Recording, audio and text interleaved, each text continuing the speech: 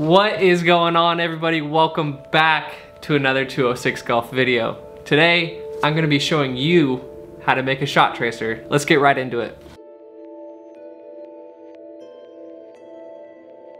The first thing that I like to do is create a bin for my tracers where they will be imported. And then the next thing I like to do is go through my timeline and find all the shots that I'm gonna be doing a tracer on. And then I like to cut them right before I start my swing, and then I cut them again once my swing's finished. I like to label these rows so that I know which ones I have to go through and add a shot tracer to. So I would do that for the entire timeline, marking each one that I have to add a shot tracer to. And then once I got that done, then I'll actually start doing the shot tracers. So the first one, so the way I do it is I right click here, replace with After Effects, then you open up After Effects and it's right there. Since my camera isn't on a tripod, someone's holding it, it moves a little bit. So what we need to do is go up here to Animation, Track Camera, and then it's gonna analyze the background and find points for me that I can attach the tracer to. So I'll fast forward through this part.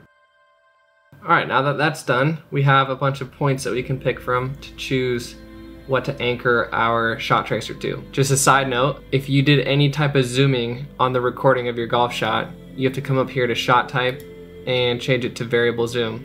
That way these points will show up. We're just gonna look at these and try to pick one that is around where the ball landed, which is right here. So I'm gonna look at this green one and make sure that it stays in the clip the entire time. So that one looks good to me. So I'm gonna right click on that, create null in camera. So now we need to draw the tracer on the screen. So what we want to do is press G, or you can come up here and click the pen tool, and we're gonna click on the ball, and then we're gonna come down to here and we have to make it into a 3D object so that it works with the tracker. So you just want to click this box right here. So now it's a 3D object and it's gonna stay put. We'll come back out here and we'll draw just a general shape of what the ball probably did. So I'm pretty sure I hit a little fade and it landed right here. Now you want to come down here and we want to adjust the tracer to look how we want it to look. So I'll open up the shape and I'll delete this fill, I'll delete this stroke, and I'll add a gradient stroke. So you click on this add button and do gradient stroke. I like to just drag it in here just for personal preference. We'll open up the gradient stroke, change the stroke width to 14.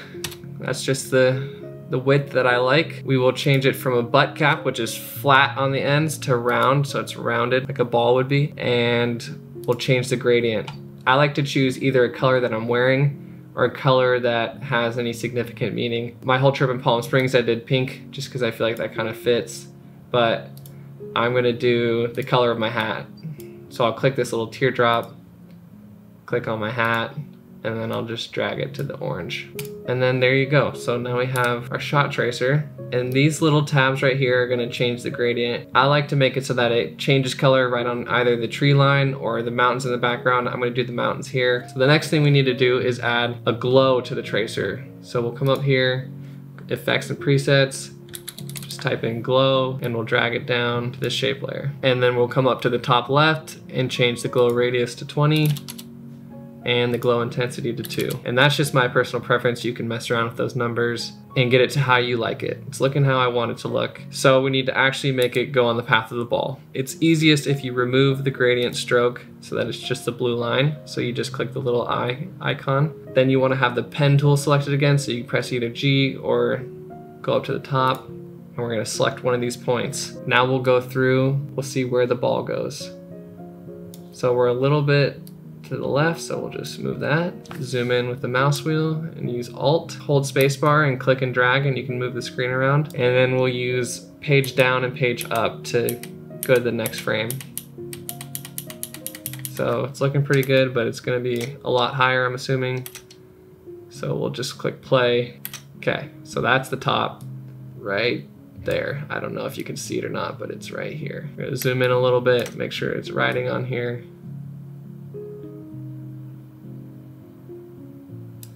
This is a little bit wide. Shift question mark to recenter the screen. Zoom in here, and I know the ball lands right here just because I remember. So that should be on the path of the golf ball. And I think we're looking good. The next thing is we need to make the tracer start at the beginning and work its way to the end. In order to do that, we need to add another thing. So we need to click on this add button again and go to trim paths. And we need to make a keyframe at the very start of the swing. So I like to do the frame before the ball gets hit, which is this frame that we're on right now. So it gets hit, we'll go backwards one, and we're gonna click the keyframe button on end. And then we're gonna drag it to 0. So what that does is that just sets the starting point to the very beginning. So we're on 0, we're gonna zoom in a little bit, and then we're gonna start adding the values as the ball goes farther. So we'll go 1 frame for a couple times, and then we'll increment higher. So we'll drag it up, looks good, keep dragging. So now we're on the 3rd frame, and we'll just get these to approximate. They don't need to be perfect. We can go in later and adjust them. And now we'll just go like 3 frames. The ball to there. 6 frames. All right, and now I want to get the ball to be about right here, right when it really starts to slow down. Go right there, add another keyframe, and then we're gonna go on the opposite side, same spot. Might be hard for you to see, but it's right here. Okay, and then we're gonna find the ending based on my reaction. So I think it lands about right here. We're gonna go 100%. So now we have the general spots of the ball throughout this shot. So what we want to do is you want to make sure the end is selected over here, and then we'll go over to the graph editor. What we're going to do in here is we're going to make it so that this is smoother because it's really jagged right now and it won't look good. So we're going to highlight everything by clicking end, and then we're going to click this right here, Auto Bezier, and it's going to give us little handles to shape each of these. So the first 3 don't matter because it's just 1 frame at a time, so it's not going to change. But we'll just smooth these out, drag some of these up. This is the general shape of what every single shot's gonna look like. It's gonna accelerate at the beginning, start to slow down, and then it's gonna start accelerating again at the end as the ball is falling. All right, let's watch this back. It's probably gonna be laggy, but that's okay. Okay, so I can see right here that the ball gets far away. So we'll just adjust this some more. Drag this up. All right, that looks pretty good to me. Perfect. And then what I like to do at the end, I like to have the tracer follow itself back to completion. So we'll set a keyframe for start, and then we'll go a little bit forward, and then we're gonna go 100%. That's gonna make it so that the tracer follows itself.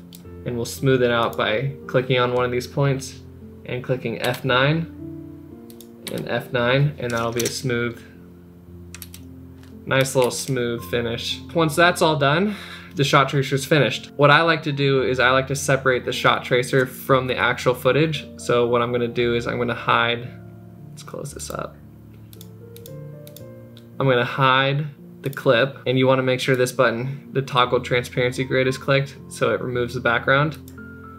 And I'm gonna save it. And then I have a shortcut that I do to send to render queue. And if you don't know how to do that, then you go to edit, keyboard shortcuts. You can type in render queue and just click on it and then add your own shortcut. And then I'm gonna name it, and we'll do hole 1. So I just type a 1 and it's shot number 1, and I already have it. I'm just gonna save over it.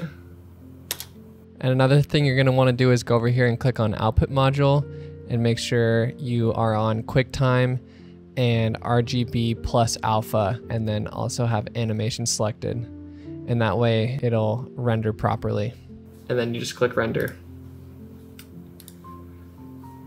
So this is gonna render. We're gonna go back to Premiere Pro, and we're gonna add the shot tracer in. It's done, so we'll go back to Premiere Pro. We'll go to tracers, the folder we made. We'll double click in here to import, and we'll navigate to those tracers. So mine's right here. And we'll drag it right over this clip. We're gonna delete this clip, and then we're gonna get rid of the audio for both of these, and then we're gonna drag this one back out. And then I like to label the shot tracers when they're finished, and I like to do blue, and here we go. We have a shot tracer. And that looks good. If you have any questions, just drop a comment and I will try to get to it. If you guys like this video, please drop a like, subscribe. I will see you in the next one. Peace.